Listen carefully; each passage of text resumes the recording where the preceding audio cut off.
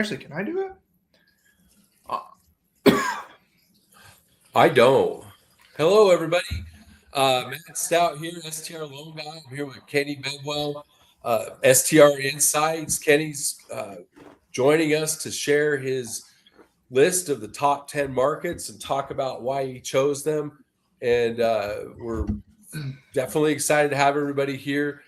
We expect this to take about, what do you think, Kenny? 45 minutes or so? Yeah, 40. Excuse me. 45 minutes or so should be fine. We'd love to know where everyone, as people are starting to join, usually takes a few minutes. Where's everybody calling in from? Let us know in the comments where you are at. I don't even know if I can see the chat. And let us know, because you can ask questions and stuff when we're going through this presentations. Excuse me. And so let us know where you're calling in from and find that chat function and let us know. Yeah, I saw we've got a pretty diverse group of people that seems to be part of this. People that past clients, people that have been first timers, and a number of people that own a lot of properties as well. It looks like Crisella's here from Salt Lake City. Hi, Crisella. My hometown. Awesome. All right, cool. Yeah, you went to college near here, right, Kenny? I did. Provo. Yeah. So BYU, yeah. Went to school there. Love Utah. All right. Well, cool. I guess, Matt, do you have the function to pop up the screen share? There we go. All right. Kenny, tell us a little bit about what you do at STR Insights and what your focus is. Sure. So my name is Kenny Bedwell. I'm the CEO, founder of STR Insights. I also have a podcast called Cash Flow Positive, where we talk all things short-term rentals and investing in short-term rental real estate, even a little bit of commercial real estate as well. But my company, we help find and source short-term rental deals all around the country. We also have data that helps us know where to invest and how to underwrite properties and the numbers. And so my goal is to help people find profitable short-term rental deals and that cash flow. So yeah, that's a little bit about me. And that you do. I've been super excited for this list. Looks like you've got a lot of different markets in here, and they're kind of separated by different types of markets and also amount to invest. Tell me a little bit about why you chose that method. Like, I'm guessing just because some people are at different places with their first time or second time investments. But why would if I could buy one with 75,000 down, why would I do that? Or why would I rather do that over one that's maybe more money down? I'm just curious why you separate it out like that. Yeah, for sure. So first off, I've been doing this list for about 3 years now, since 2023. I started, STR Insights has been around since 2021, but what happened was a lot of people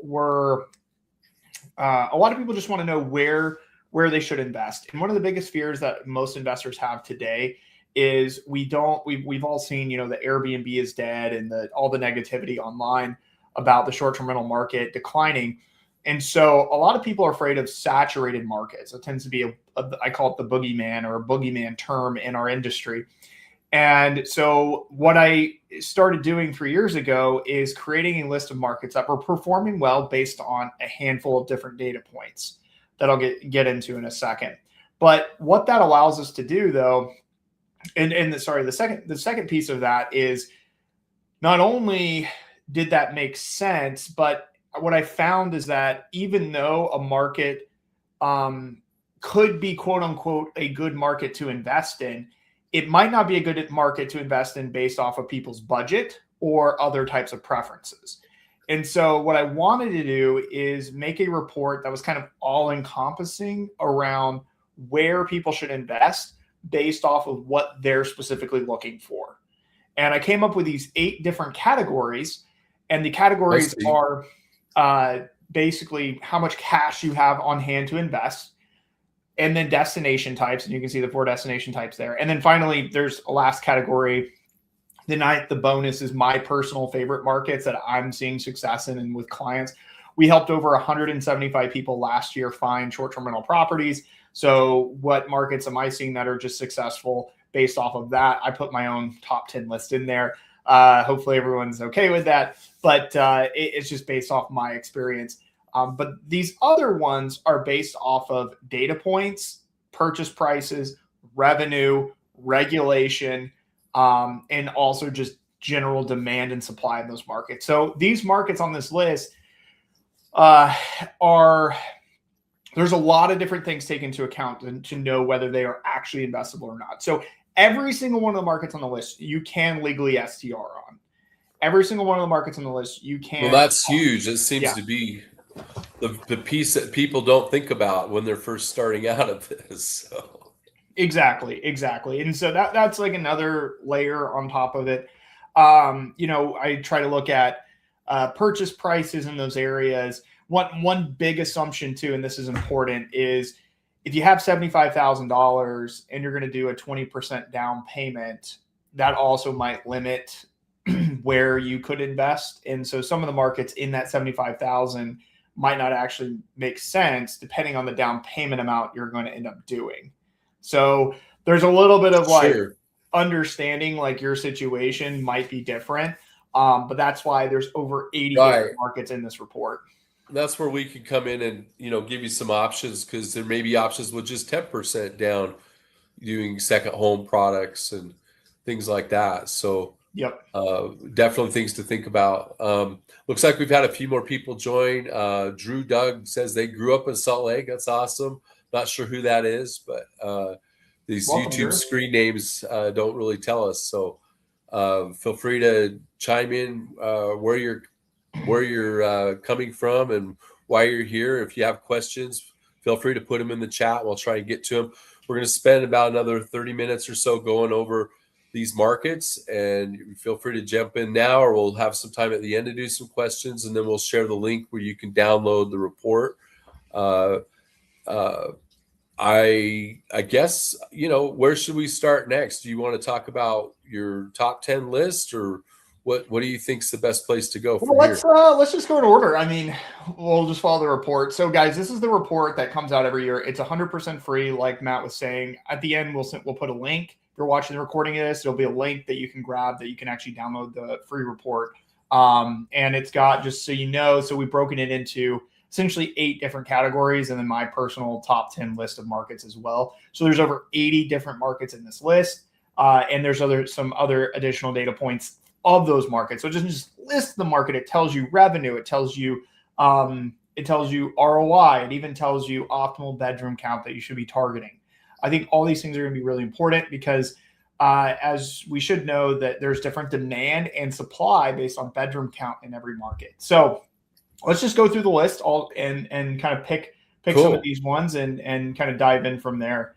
So we'll start with, I think maybe the least exciting is, just doing it based on cash on hand. And then everybody wants to know top beach markets and mountain markets and so on. So these are the top. So you're going to see the top 10 best markets with set. So if I had $75,000, where am I looking today? That's basically how this list works. So there's a couple of key data points that we're looking at. So you can see at number 1, we have Tuscaloosa, Alabama, gross ROI. This is an average. So what is gross ROI? Gross ROI is a yearly gross revenue on average in this market divided by average purchase prices. Okay. So at 26%, I'm not going to do the math on that, but let's take another example. If I had a gross ROI of 20%, that would basically be looking at like you're grossing $100,000 and you buy a property that's $500,000. 100 divided by 500 gives you 20%. That would be a 20% gross ROI. So Tuscaloosa, Alabama, we're seeing properties make, more than that. And this is on average what they're making. Okay. For 3 bedrooms. I want to be clear on that. 3-bedroom average. So and 3 bedrooms is, you put the bedroom count because that's the optimum what you should be looking for in that market, or? Yeah, that's a great question. That is the optimum. So why would we do that? The reason why is because there are different demand types per each market. You have to ask yourself, why are people coming to this market, right? There are 1 bedrooms, 2 bedrooms, 3. Remember we talked about saturation? Some bedroom Yeah. counts are saturated. You're actually going to see higher bedroom counts, especially in some of the other lists. And you might see lower bedroom counts. Like, for example, in Baton Rouge, Louisiana, there's 2. 2 seems to be the best. Okay. And so we're looking at a balance of like, oversupply with the amount of demand. But you also, once again, it goes back to who is coming to this market. So if we start at number 1, and you'll notice this, I want you guys to take a look at this, especially at the 75,000 mark. Tuscaloosa, Stillwater. I'm just going to show a few of these. Gainesville, Oxford, Champaign, Fayetteville, Baton Rouge. What do all of these markets have in common? They're college towns. That's very interesting. So college towns are more affordable and they have really good ROI. That's basically the takeaway here from the data. Now, Fairbanks, Alaska, Geneva, Ohio. This one's on a lake. This one's obviously in Alaska. Davis, West Virginia. This is in the mountains. Doesn't necessarily mean that you can't have good ROI in other places, but it tends to be that the more affordable short-term rental markets are going to be in college towns because that's the traffic driver, right? What's crazy, I've spent, I can't tell you, because I'm also a short-term rental investor. I've spent hundreds of hours just trying to figure out what the optimal bedroom count is, and it was insane how much time it took. And maybe because I didn't know what I was doing, but I mean, just playing around with STR Insights data and with AirDNA, and this is just huge that you've broken that down for me, because honestly, that alone, I think, I mean, I tend to overanalyze things, but I spent, I don't know, way too much time doing that. So I love that.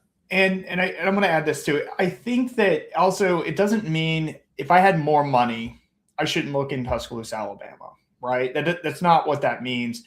And it doesn't mean that you should only buy 3 bedrooms in Tuscaloosa. It just means that if I had $75,000, where's the best place to invest and what should I be buying in that market? Not just the market, but what does well in that market. So in college towns, large bedroom counts actually do quite well too. But you're not going to buy a large bedroom, a big house almost anywhere with $75,000, right? Well, that was my next question, because I've been looking in college towns, specifically Gainesville, because it's near my property in St. Augustine. And it seems like if you could get a 6-bedroom with a pool, or even an 8-bedroom, you could do 100,000. I agree. You're right. It's a lot more money.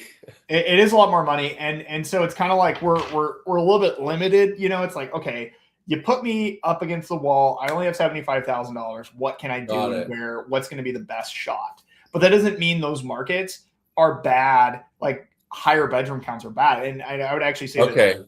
I'm glad you said that, because that was my next question, especially because I really studied Gainesville. Right. Would you go into Gainesville? I mean, maybe I. I think large bedroom counts in college towns are great.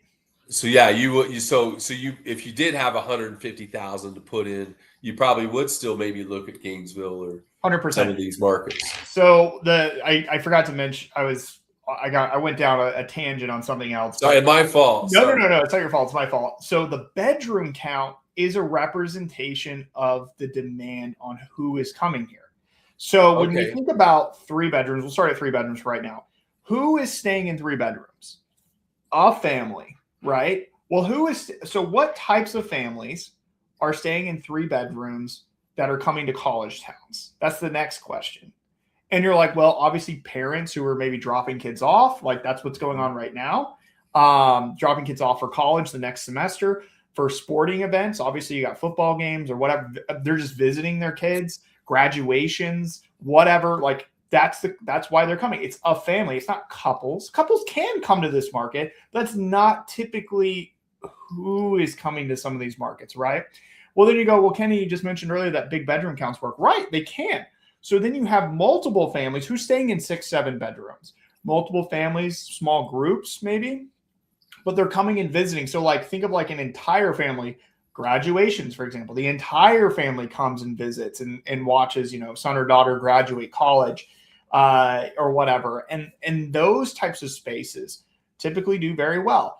I think of my family, we all went to, so we actually, my family's from Southern Alabama, and we used to go to Alabama games. It'd be the entire family would go up there, or with even friends too.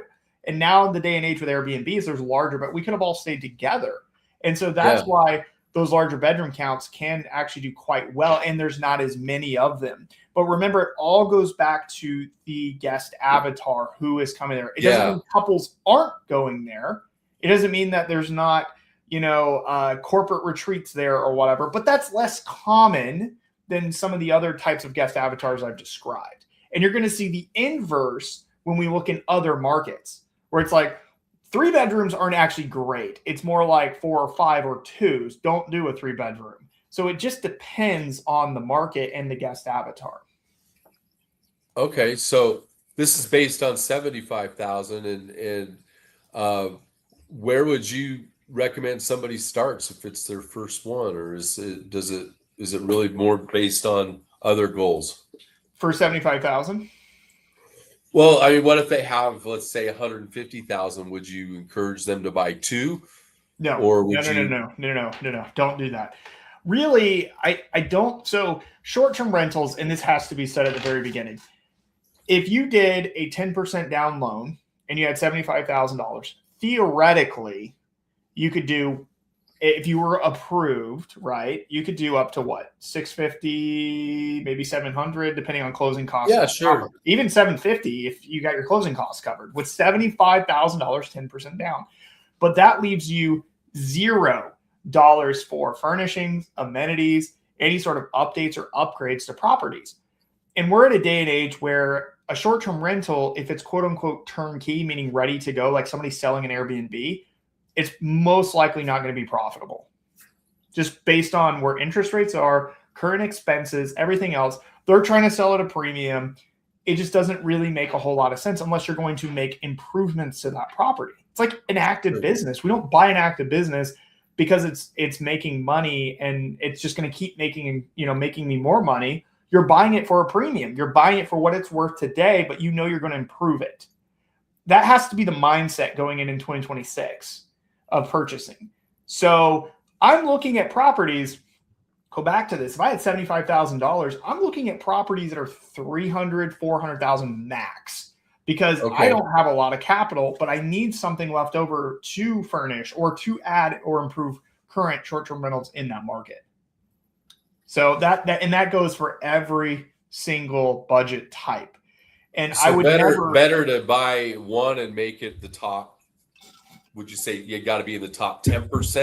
100%. 100%. Yeah, and then buy 2 average, because the worst thing you do is be average. Exactly. Because then you're going to drop in revenue year after year. It's what the data said. In the last year, revenue fell by over 10% year over year for short-term rentals, but that was the average. Whereas if we flip it and we look at the top 10%, revenue grew by over 10% for the top 10% of properties only. So you want to be in the top 10%. You need to think that way. I'm going to buy the biggest and best property in this market where it's going to be a top 10%, not a average, because that's not going to cut it anymore. Makes sense. Cool. So if I've got 150,000, I would better just to buy one and focus on making it just a badass property. Correct. And frankly, I really don't recommend people even go up to 2 properties unless they have over 400,000. So we'll get, because I mean, the next one's 200 and then 250. It's like, look, even at $350,000, you're better going in all in on one property than trying to break that out into 2. So, well, just about the time that it takes to make sense. The time, the resources, everything is just expensive. Think 2 hot tubs, 2 barrel saunas, 2 designer fees, 2 all. It's like, holy crap! It's not. Oh, I can buy 2 at the same time and all things made equal. It doesn't work like that in the short-term rental space. There's too much variability. So, okay. So at 150,000, we can now start really targeting vacation rental markets that around the country. And so, and there's some short-term rental markets, but a lot of these are vacation rental markets. Actually, in fact, all of them are. So you can start to see a lot of times these are places that are in more affordable areas that are going to be within, a few hours driving distance of a major city or two. But they're still a lot of times they're more retreat driven. They're more like getaways, like quick, weekend. They're not like people are spending a week here. They're usually there for weddings or whatever, but it's a vacation area. It doesn't mean it's a bad area, but you get a different, once again, guest avatar, who is coming there and why they're coming here. So for example, we have like Rogers, Kentucky, which is near the Red River Gorge. It's a state park in Kentucky. You also have Lake Cumberland as well. And this is outside of Louisville and Nashville, in between those areas. You have Weeki Wachee, you have Seneca Falls. This is the Finger Lakes of New York. Beckley, Sandusky, outside of Cleveland. This is where Cedar Point is. Herman, Missouri, which is right outside of St. Louis. This is outside of Rochester, Syracuse, Buffalo. Massanutten, outside of DC, Baltimore. Near this is a ski market actually, near Luray and Shenandoah. Weeki Wachee's outside of Tampa. That's where the manta rays that you can swim with in Florida are on the river. It's pretty cool. Bellefonte is it's actually a college town. West Jefferson, kind of out in between Raleigh and Charlotte in the mountains, really beautiful. And then we talked about Lake Cup. So anyway, these places are getaways, like quick getaways. Sure. And they're going to be a lot more affordable, and they're not more known. I don't know, Matt, how many of these did you know, based on, you've Lynn. I was just going to say, I was surprised to see Missouri, Ohio. I had no idea, Massanutten I've definitely seen, and I honestly thought that was a very competitive market, but maybe there's room in there still to be good. I don't know. It can be. So it's really blown up. It's blown up in the last year or two. We're still seeing pretty high revenue there. So I think with it being one of the closest ski resort to, it's small, but it's like one of the closer ski resorts to the to DC, Baltimore area. You get that traffic, and then also there's a lot of weddings and stuff throughout that entire valley. So they get some good traffic year round instead of just during ski season. I noticed there's some really big investment groups in that market, which kind of scared me away. I thought, well, am I going to be able to compete with them? But I guess if you can deliver an awesome product and still be in the top 10%, it doesn't mean that you don't have a shot at it, right? Yeah, absolutely. But some of these markets, I'm sure I've never heard of, and I've been doing short-term rental loans for quite a while. So it's cool to see some different options in here too. Tell me about Missouri. What's Herman, Missouri about? Yeah, so Herman, I've seen Herman before, and it started to. So it went from a small market to a medium-sized market, and there's more resources there. That's another component too. Most of your top markets in the country are actually small markets that you've never heard of, out in the middle of nowhere. There's one or two properties that are just blowing it out of the water and really throwing off the averages, right? So we kind of have to eliminate those. And Herman was a small market, but then recently it's kind of gained. So when we say small, there's less than 100 active rentals. Now there's over 100 active rentals, short-term rentals there. And we still have really, really good data.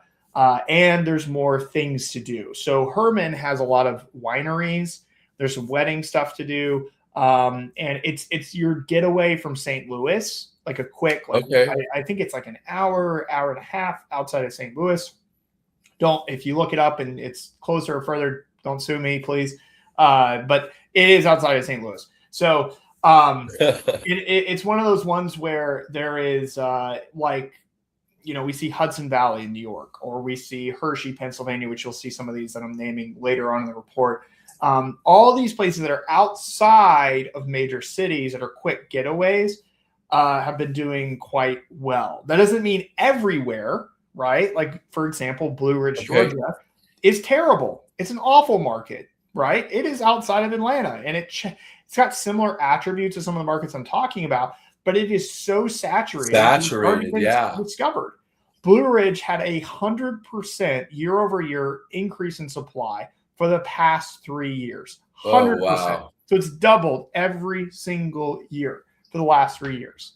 The year before, I mean, it was still going up, but like it's doubled, it's tripled.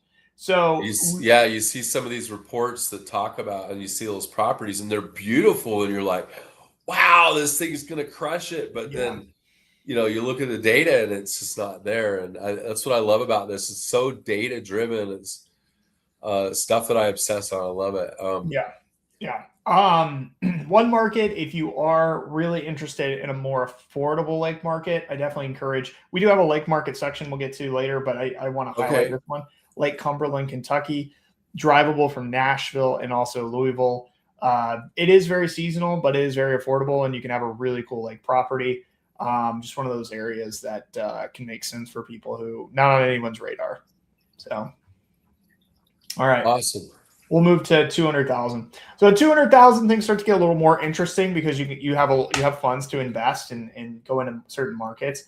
So you can see the list here. You really start to hit some of your true vacation markets. In fact, most of these are. Once again, I think so. Colorado has really changed in the last year or so, and that was something interesting for me, is that Colorado was never on any of my lists before, and it wasn't until this report that I saw some markets that I would have never had on my radar start to become more affordable again, because housing prices have started to drop in certain areas. Sure. And I've seen that even in quote unquote saturated markets, we're seeing housing prices come down to a level where even though revenue has fallen, the prices have fallen as well, which justifies where the current revenue is. Okay. And so Colorado, still expensive, but because of regulation changing, like they think of regulation as a pendulum, especially in some of these stricter areas like blue states, cities, and so on. So they pass rules and they don't know, they're trying things out. They might make them too strict. 9 times out of 10, they're very strict.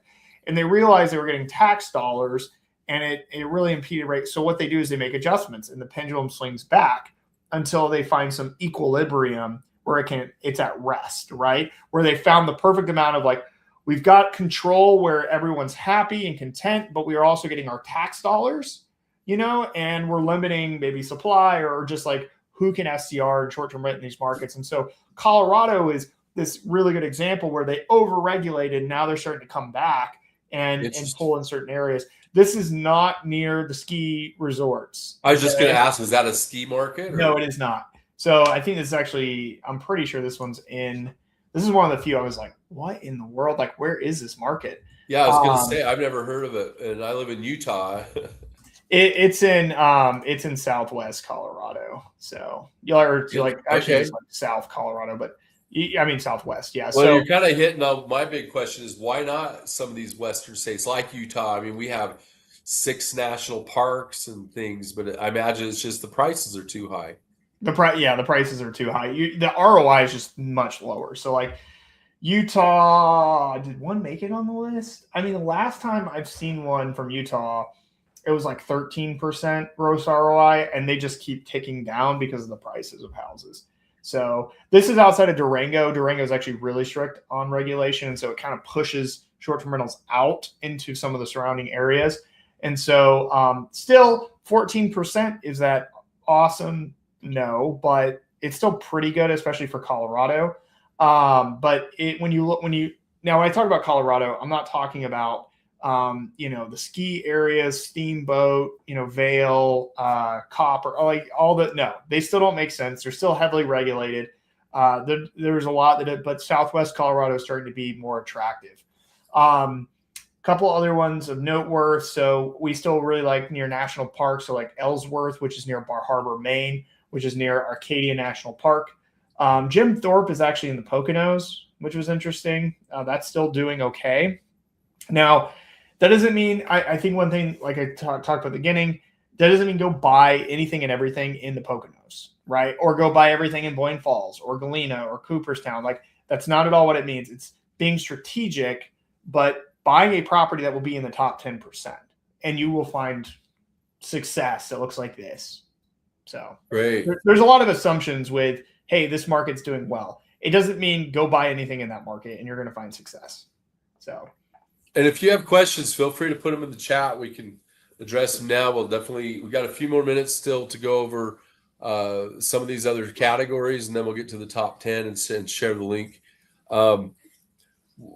So now we're at the 250 mark. I mean, is that really the sweet spot with cash?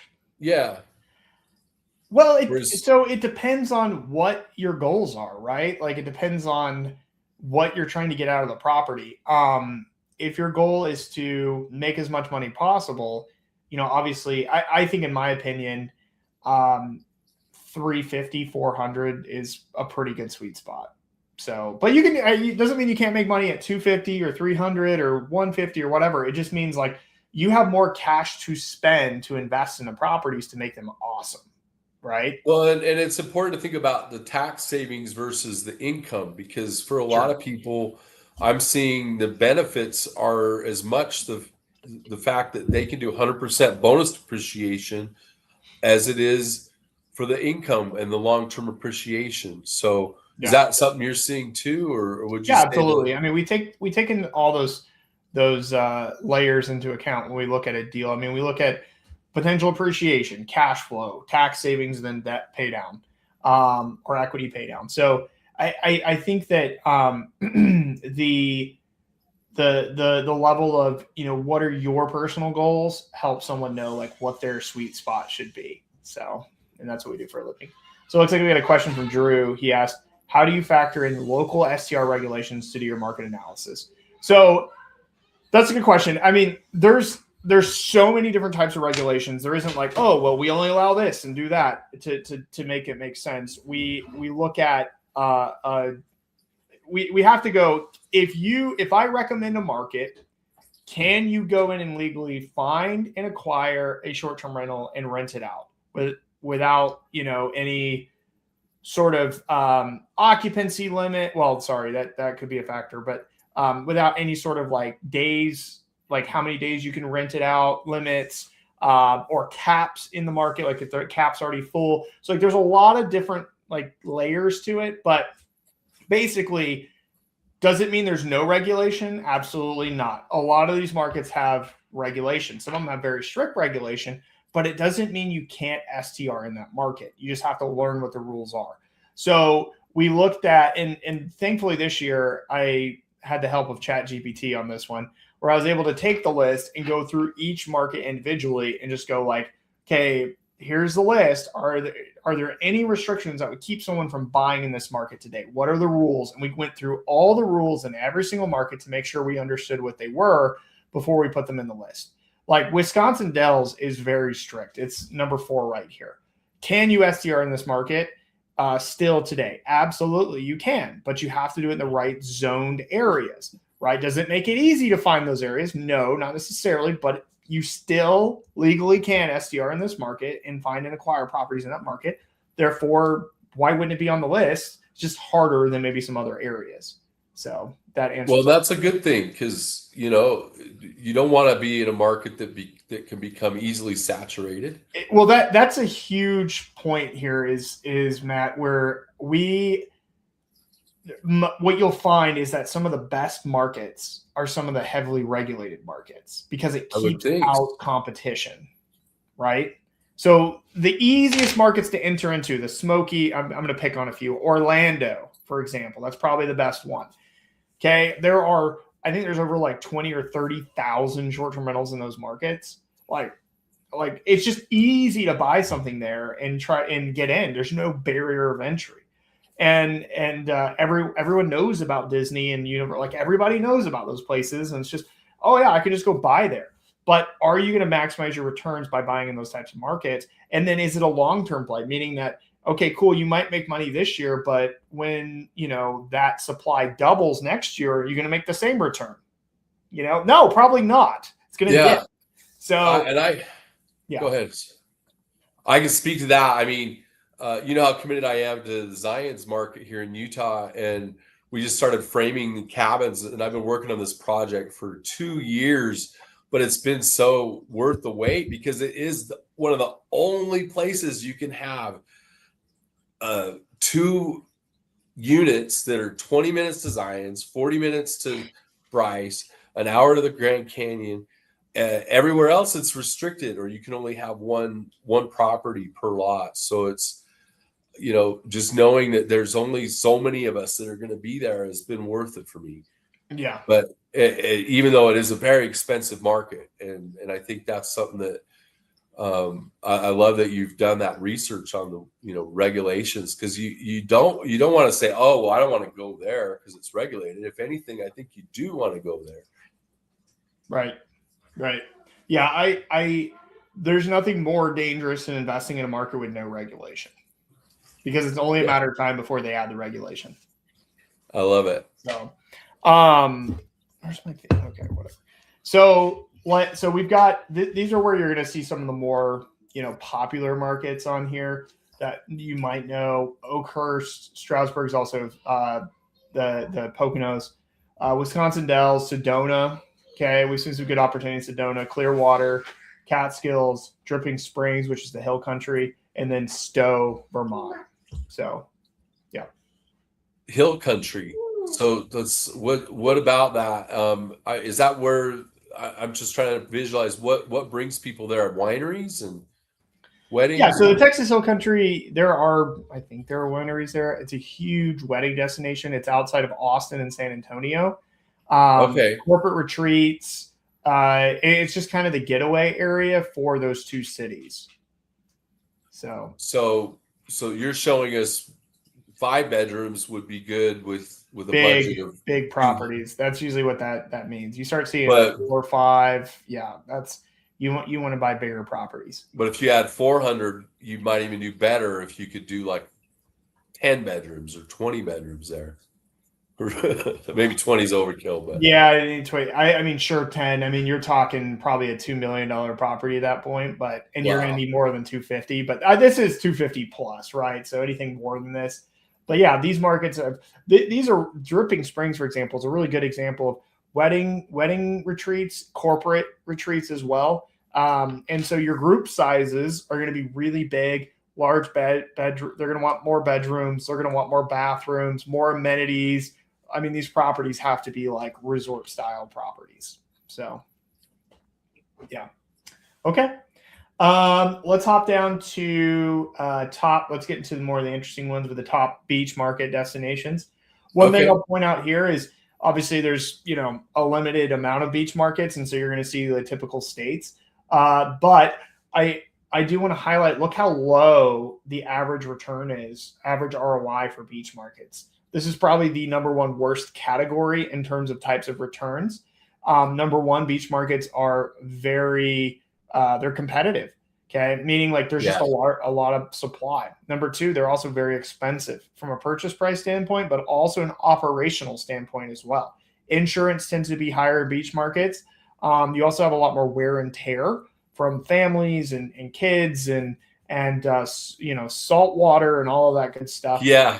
And so, although I'm in a beach market in St. Augustine, and it's, you know, every booking we've got 2-3 families in my place, and yeah, you know, the stuff breaks like twice as bad. It's crazy. It's true. And although like beach markets are now, I will say that overall, because of kind of the status quo, beach markets tend to be less in terms of style, design, furnishings. You see a lot more outdated. So your furnishing budget doesn't necessarily, I'm not saying do that, but it doesn't need to be as high level as some of the other more competitive markets. You don't need as many big time amenities. Like you don't see a whole lot of pickleball courts and, you know, barrel saunas and insane game rooms and beach markets, because that's not why people are going there. They're going there for the beach, right? So your house should be complementary to why people are going to these markets.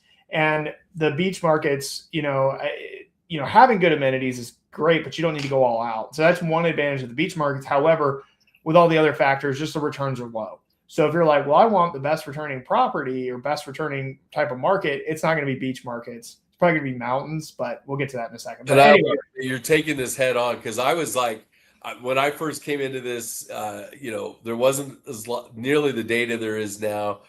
And what did I do? I wanted a beach property because I'm in Utah. I hate the cold weather. How many times do first timer investors tell you, Kenny, I want a beach market? Is that like a popular ask? I would think it's the most popular, or one of them that's up there, and you have to like almost convince them, don't do that. I tell them, look, if you want a beach market, this is what you should expect for returns, right? And if they're like, remember what, like the 75,000, like we saw Tuscaloosa, Alabama was like 26%, right? So it's like, what do you want? Or if you want a place you can go on vacation to and you enjoy, then do a beach market. Just know that you're not. Yeah. Is it a lifestyle asset or is it an investment? It's pretty, yeah. And beach markets, in my opinion, are at the point where they're almost always a lifestyle asset. And people are like, well, I would never go there. Then it's like, then I wouldn't buy. I probably would buy in a beach market right now. So, yeah, I need to see prices drop down before. So, anyway, but interestingly enough, Old Orchard Beach, it's always been high on the list every single year in Maine. This one does pretty well. Mississippi always does well because people they always undermine Mississippi, and I get it. It's actually really affordable, probably one of your more affordable beach markets. Virginia as well pops up occasionally, Colonial Beach. Massachusetts, like this is your the Cape Cod area. This is interesting. Fort Bragg, California. Obviously, maybe not your more go-to beach market in California, but one that still allows short-term rentals and has a good there's a military presence there for demand. You've got Merritt Island, and then you get some of your Floridas, but the Floridas are just, you got St. Augustine on the list, it's top 10, but 9%, so, and it's got to be a big property. Yeah, it does. It does. Or something really special. Like 7, 6, 7s in the beach markets. So, yeah. Yep. Okay, let's go to mountains now. So the top 10, obviously you can start to see like number one out the gate, your mountain markets returns are going to be much higher. I think people are really sleeping on South Dakota, especially Mount Rushmore area. Badlands National Park. We still have Luray, Virginia still does very well. Saratoga Springs, that's kind of up in the Catskills area. Hunter, New York. Anchorage, Alaska. Conway, so the White Mountains of New Hampshire. There's actually Utah, Escalante region, which is interesting. So this part is it is east of Bryce Canyon. Yeah. So the reason why I looked into this, I was like, wow, what's going on here? The reason why that area is on the list is because of the price of houses. They're affordable. Yeah, I was going to say I've actually been looking there. It's interesting that it's on there because I just assumed it was too difficult with regulations to get in that area, but I know they allow it. I guess it has something to do with the percentage of water meters or something. But, there's lots of people that are owning these that aren't running them right. Maybe that's a market. And also, too, one thing I want to point out is that area, it is a region. So certain parts of the region can vary. And I tried, it was hard. What's the town there? It's not Escalante. I can't remember the name of the town. Well, like Escalante, the town, I think is very difficult, but you could get licensed, but you could buy something just outside of the town and be okay. Yeah. And that's interesting because what I've thought about doing is buying something that had some land and putting some tiny homes on there too, because that seems to be an area where you get a lot of people that kind of draws that kind of people. But we could go on a tangent about tiny homes. I don't know that tiny homes are a great idea, but it just seemed like an idea I had. Yeah, it is. It's a lot of work too. So, So you start to see a few West Coast markets too, like Columbia Falls. This is near Glacier, Estes Park, Colorado. And one thing you'll notice about some of these markets, especially mountain markets, is a lot of them. So Deadwood, Luray, technically Anchorage, we could argue on that one, but Anchorage, Escalante, Columbia Falls, Estes Park, they're all near national parks. Yeah. So yes, a lot of your, some of the other areas in the mountains are great markets. You got Brevard, Conway, that's a ski one, Hunter's a ski one. So you see ski markets, Saratoga Springs, that's just benefits from being outside of New York. But in the mountains you can call those mountains. You're near like Lake Placid. So, but anyway, like all these areas, like most of these areas are there's a state park, but a national park nearby. So that was really interesting. Let's go ahead and move to lakes. This one's a really popular one too. So Penn Yan, New York, this is Finger Lakes. I really like the Finger Lakes still. So we had Seneca Falls earlier. Penn Yan's also another one right on the lake. Dadeville, Alabama. This is near, oh boy, this isn't Smith Lake. This is the other lake. Is it just, I can't remember the name of the lake. There's so many markets. It's hard to sometimes remember some of the stuff about them. It is near, what is this lake called? Lake Martin. That's right. Okay. So you're outside of Montgomery, Auburn, Columbus, Georgia, even Birmingham. So Lake Martin is this is a nicer area, nicer town, but not the town, but the houses on the lake. So it's going to be a little bit pricier, but it can still make a lot of sense if you're looking for a good southern lake market. The lake markets are very hard, just in general.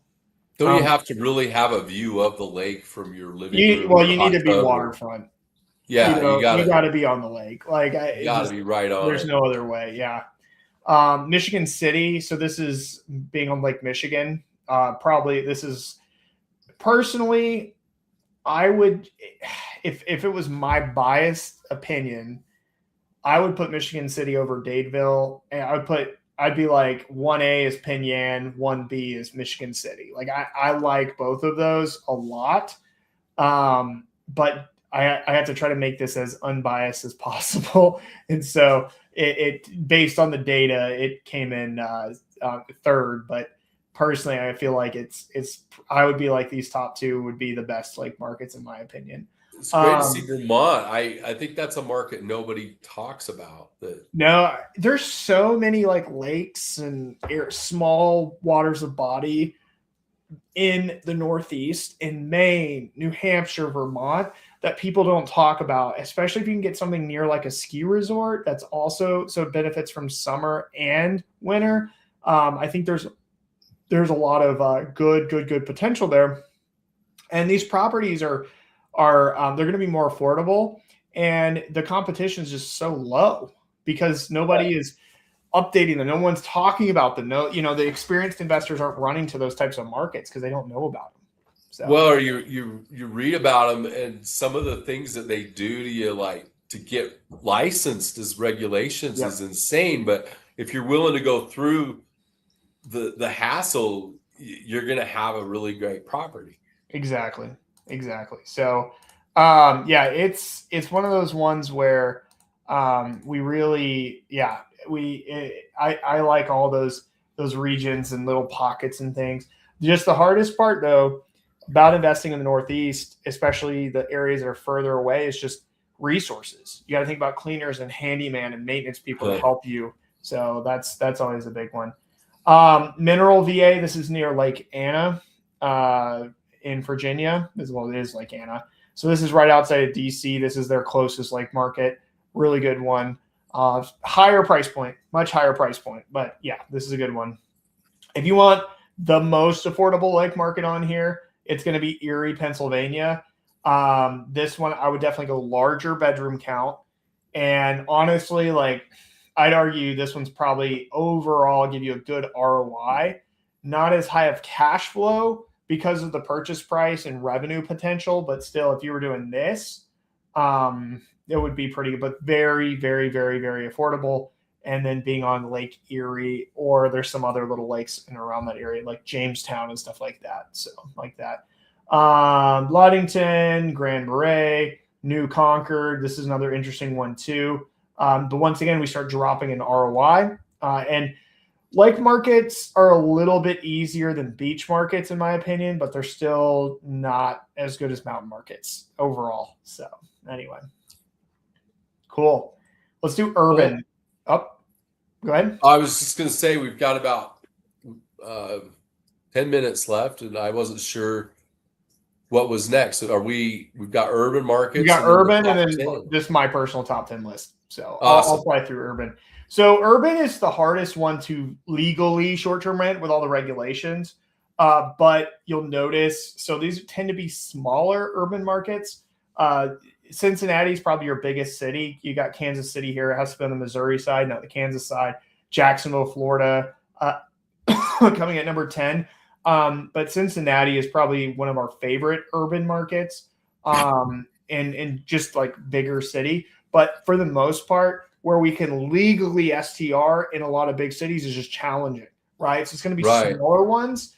And you might call them towns or whatever, but they are like it is urban. So like Columbia, Greenville is really good. Little Rock, Westfield. This is right outside of Indianapolis, north of Indianapolis, near that big sports complex.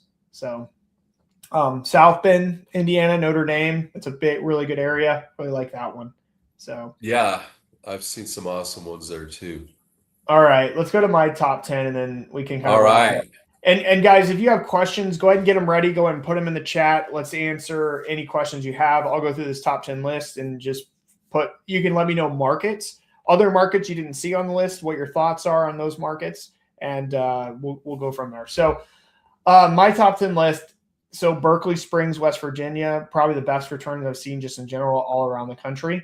Hershey, PA, not in Hershey because you can't legally, but right outside of it in the county. Love this market. Higher bedroom counts though, and you'll see that I typically favor higher bedroom counts. Remember, this is my top 10 list, so I can be as biased as I want. And it's just purely where I'm seeing it.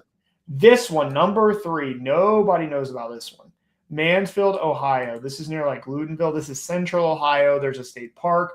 There's a lot of things. There's just not a lot of competition in the bigger bedroom counts, and they do really, really well. Like it's just like the numbers there. I couldn't believe it when I saw them.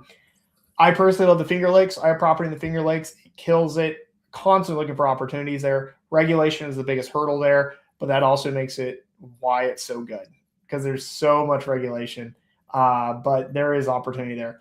Shenandoah, I still like Shenandoah area. Hudson Valley, this is outside of New York City. So much tremendous upside there. I bought a property in Dallas, Fort Worth. It's in Fort Worth. I have clients who bought in Dallas, well, outside of Dallas, in the suburbs. They're crushing it with some of the numbers we're seeing here. And it's not like it's a hidden market. It hasn't been discovered. It's what we're doing to the properties and how we're making them special and stand out is why it's doing so well. White Mountains of New Hampshire, love this area. Keystone, South Dakota. It's a really good. Once again, this is where Mount Rushmore is. Really like that one. And then Flagstaff, Arizona, ski, and then you have the Grand Canyon near there. Really like those areas. So cool. So what are you doing to these properties to make them stand out? So number one, it depends on your guest avatar, right? So who is coming there and why. So like Dallas, Fort Worth area, we are targeting families. And so we went in and we just loaded the place with family-friendly amenities. So pickleball court, heated and chilled pool, large gathering spaces, hot tubs, playgrounds. We did this really cool indoor virtual simulator. It's not a golf, it is a golf simulator, but it's got 3 screens. So it's almost like a surround one that you walk into. It does like 90 different sports. It's really crazy. Isn't it like in its own building? Yeah, it's in its own building. Yeah. That's so cool. And we called the thing Sports and Courts is the theme. It's got a basketball court, a pickleball court, and like all this stuff. So it's just loaded with all kinds of stuff that families can enjoy.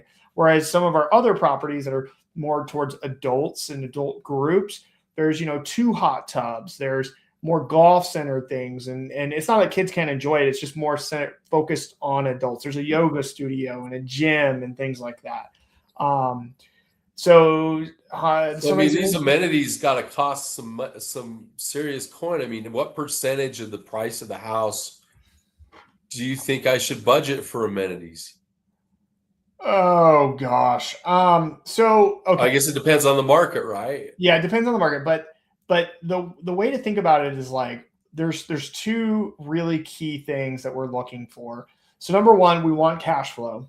Number two, we want appreciation to come for the large investment, right? So a big mistake I'm seeing people make today is they are going all in on the cash flow, but they're not going all in on like they're not thinking about appreciation. So they're dumping in $400,000 and sure the property will cash flow 50, 75,000 because if you're going to invest $400,000, it should cash flow that much, but they're not getting that back in value for the property, right? Like a pickleball court doesn't improve the value of the property. So you have to like, yes, I'm doing the same thing. You can argue, Kenny, well, you're doing the same thing. I am, but what am I getting the price of the property for? That's where the deal Right. comes in. So we're going in, we're negotiating in like the property in Kentucky we put $400,000 into. We got it for $1 million. Okay, we put $400,000, not including the down payment, into the property. It's now I could sell it today as a short-term rental with the rents that we did on that property. I could sell it for $2 million. Wow. So it's doubled in value. I put $400,000 into it, but I also got the forced appreciation from it. That's huge. That's the key. That's the kicker. So we don't over leverage on purchase price and then dump a ton of money into the amenities. We're trying to get that two-headed dragon of appreciation and also cash flow. That makes sense. So you got a question here. I'll let you read it, Kenny. Talk about Vail and St. Pete, Florida. Would you say there are more opportunities for boutique hotels and beach markets? Oh, okay. Vail. So Vail and St. Pete both have a regulation issue. They're St. Pete's a little bit easier, but still not great. Vail is very challenging to legally do a full-time short-term rental in, and it also pencil out from a cost standpoint. St. Pete, very similar, maybe a little less regulation, but still regulation, and go from there. And then would I say there's more opportunities for boutique hotels and beach markets? I don't know. I don't know the answer to that. I don't look as much for boutique hotels. I personally haven't seen anything that I've liked in beach markets with boutique hotels, but I rarely find a good one. So, but I'm too new at boutique hotel investing to be able to be quote unquote an expert and tell you yay or nay on that. So, it's a great question. I would say my opinion on hotel investing is invest in areas where it's not going against the flow of things. So I don't look to invest in hotels in markets where there are a ton of short-term rentals. And the reason why is because short-term rentals, I think, will always dominate hotels. Whereas like I have a hotel in New Orleans, right? So I have a boutique hotel in New Orleans. Well, New Orleans has done everything that they can to pretty much ban short-term rentals. But for whatever reason, they love hotels. So I'm not going against the current of what that city or that municipality is trying to do. So yes, I could do it in beach markets, but I have to I'm also now competing against thousands of short-term rentals that are probably going to be more favorable from the guest avatar standpoint. So I'm not saying don't do it, but I wouldn't. I don't think beach markets are going to be the best bet. And then insurance is going to be high too. So, well, it's a great question. Well, I feel like we're about ready to wrap up. What do you think, Kenny? We should share that link in the chat for this report. Yeah. It's been a great report. If you have other questions, you can also subscribe to Kenny's information at strinsights.com, right? And you've got lots of data that you can get access. You want to tell us a little bit about what you're doing at STR Insights on your website and how they can get this info there? Yeah, sure. So I haven't seen if we could get there's the link there. Okay. So if you guys want to download the link, so just go to strinsights.com. At the top, there's a banner that says download report. Download the report. It's sent to you for free. It's a free report. Everything that we just went through together. And it's in the chat now. You can do it there too. So go to the chat and download that. And it'll just be sent to your email, and you can look over the report there. And then from STR Insights, so we are a consulting company. We help. That's how I know all the things I just talked about is looking all across the country and finding the best opportunities and deals around the country. based on your goals, budget, preferences. And then obviously, regulation, resources, and so on. So we help people find and acquire profitable short-term rental deals. And you're amazing at it. I do a lot of lending. Love working with your team. Every time I see one of your deals, it's just crushing it, and it's just awesome. So definitely really appreciate people for coming out today. I think this was a great information. If you want to pick Kenny's brain more, I'm sure he's open to meeting with you individually, talking about what they do for finding properties. They have options finding properties for you. They also have options helping people find their own properties. What does that look like, Kenny? Yeah, so our services, if you're interested, you need help finding opportunities and finding deals, you can reach out to us. You can go to the site, STR Insights, set up a call, and we'll actually help you find deals for you. So you don't have to take your time and try to learn all these different markets and know where to invest. And obviously, from what you've heard me say, hopefully you feel like I know a little bit of what I'm talking about. But if you tell me your situation, we know where you should be looking and what you should be looking for pretty quickly. And that's our job, is to help you identify those. And if you just want to do it yourself, you've got the tools for that too. I mean, your software, what does it cost to use your software to just analyze short-term rentals? So we probably should talk about this beforehand, but we have made it completely private now. So you can't just willy-nilly subscribe to it. Oh, okay. Yeah. Well, there is a free tool that you can use to help underwrite deals.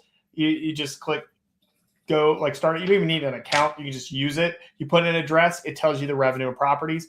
But our market finding software is now completely private and only accessible to our paid consulting clients. So. Okay. Well, that's more reason to have your consulting service, which is yes. awesome. Well, that's part of and well worth it. Logic. Honestly, yeah. We're like, well, I think if I've learned anything on this journey, it's that even though I feel like I'm an expert in underwriting properties, I'm pretty good at finding them. I would still hire you to help me, because at the end of the day, it's just too much. There's so much that goes in it. You don't know what you don't know, and having that expert advice and guidance, even if it's just to help me sleep at night, is worth it. So yeah, my goal is, and as I tell people all the time, I'm like, look, if you're looking for a lifestyle asset, I'll connect you to a realtor. You don't need to use me. You don't need to pay me any money to do anything. I'll just connect you to somebody, because those are a dime a dozen. But if you're looking really to maximize your returns, get the best deal possible, that's where I come in, because my job is to help you guys make money, and more than pay for myself, make you money, so that you're like, I want to do this again and again.